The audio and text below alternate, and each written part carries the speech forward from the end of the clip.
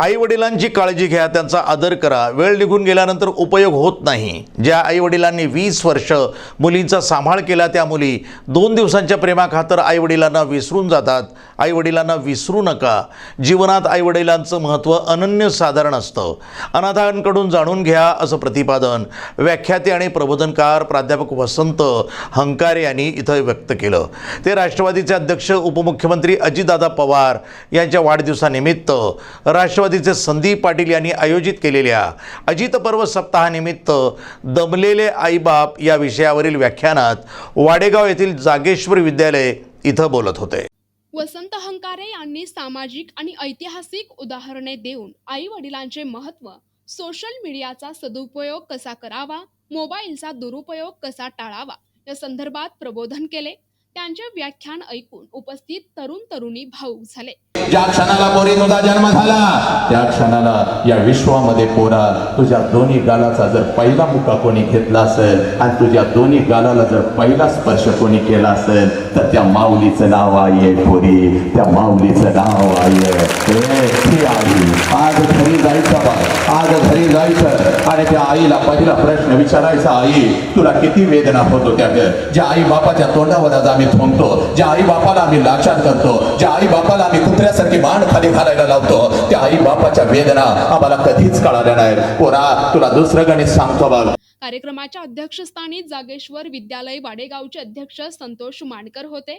कार्यक्रमाचे आयोजन राष्ट्रवादी काँग्रेसचे अकोला लोकसभा समन्वयक संदीप पाटील यांनी केले. यावेळी प्रवीण भोटकर, पत्रकार रमेश ठाकरे यांची प्रमुख उपस्थिती होती. आई वडील आणि शिक्षक हे दैवत असून सर्व समाजात प्रबोधन व्हावे. जीवनामध्ये संस्कार महत्त्वाचे असून त्यातून परिवर्तन होण्याची गरज आहे. आई वडिलांचा संघर्ष, कष्ट याची जाण असली पाहिजे असे देखील त्यांनी सांगितले. 14 वर्षांची मुलगी आई वडिलांना सोडून अनोळखी व्यक्तीसोबत जाते तेव्हा त्या बापाला काय वाटत असेल? तुमचं 14 वर्षांचं वय हे विवाह करण्याचं वय आहे काय? नंतर पोलीस स्टेशनमध्ये आल्यानंतर मुलगी आई वडिलांना ओळखत नाही असे म्हणत प्राध्यापक हंकारे यांनी वाडेगाव येथील जागेश्वर विद्यालयात आयोजित दमलेले आईबाप या व्याख्यानानंतर विद्यार्थ्यांमध्ये जाऊन संवाद साधला. आम्ही उद्योजक झालो, आम्ही लाखो आणि करोडो रुपये कमवू लागलो, पण ज्या आई बापानं आम्हाला जन्म दिला त्या आई बापाला आम्ही न्याय दिला नाही. आम्ही काय मिळवलं? आणि म्हणून तुला पोरी सांगतो बघ, 10 मिनिटामध्ये तुझ्या अंतरंगाला आग लावतो बघ. एक काम करायचं बघ पोरी, जर तुला तुझी आई समजावून घ्यायची असेल, जर तुला तुझा बाप समजावून घ्यायचा असेल तर पोरी अगोदर तू कोण आहेस याची जाणीव तयार करून देतो बघ. मला दादा इथं घेऊन आले ना, माझे संदीप दादा मला इथं घेऊन आले ना तर तुझ्या अंतरंगामध्ये आज आग लावतो बघ. तो माणूस मला इथं कशासाठी घेऊन आला? कारण 21व्या शतकामध्ये आम्ही आमची ओळख विसरलेलो आहे बघ. ती ओळख तुला एका मिनिटामध्ये करून देतो. तू कोण आहेस? तुझ्या आई बापानं तुला जन्म दिला बघ. जरा वरची मुलं शांत बसवायचे. कोण? मुला मुलींनी क्षणिक प्रलोभनाला बळी न पडता शैक्षणिक पात्रता, आर्थिक क्षमता निर्माण करून एकमेकांच्या कुटुंबातील संमतीने लग्न करावे असे व्याख्याते वसंत हंकारे यांनी सांगितले आहे. विविध क्षेत्रातील उदाहरणे देत प्रारंभी विनोदानंतर भावनिक होऊन त्यांनी उपस्थित महिला, मुली आणि पालक यांच्या काळजाचा ठाव घेत बाप समजून घेताना यावर विचार मांडले. प्रबोधनाच्या पुढचं एक पाऊल असतं ज्याला परिवर्तन म्हणतात. ते परिवर्तन म्हणजे येणारा हा 1 तास आहे. या 1 तासामध्ये तुमच्या अंतरंगामध्ये कुठंतरी आग लागली पाहिजे. माणसात मधला माणूस जागा झाला पाहिजे. कोलाहलात साऱ्या माणूस शोधतो मी, गर्दीत माणसांच्या माणूस शोधतो मी. प्रचंड गर्दी या राष्ट्रामध्ये झाली पण अगदी बोटावर मोजण्या इतपतच माणसं जिवंत राहिली. आणि म्हणूनच या 21व्या शतकामध्ये या विज्ञान